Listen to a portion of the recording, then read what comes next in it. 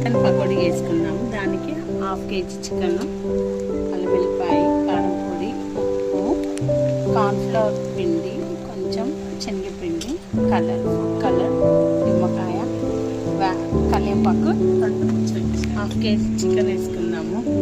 దీంట్లో కొద్దిగా అల్లం వెల్లిపాయ పేస్ట్ వేసుకున్నాము. 1 స్పూన్ కారం పొడి అండి, తగినంత కలర్, ఇంతే చాలు, ఎక్కువద్దు.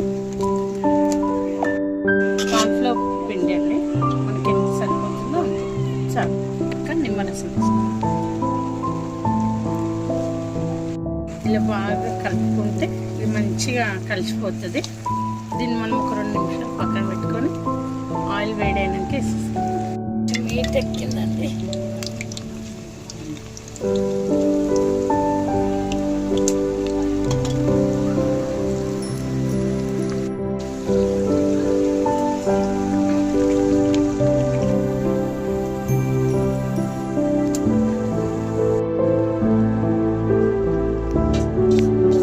మా చెట్టుకు కాయ అయిందండి.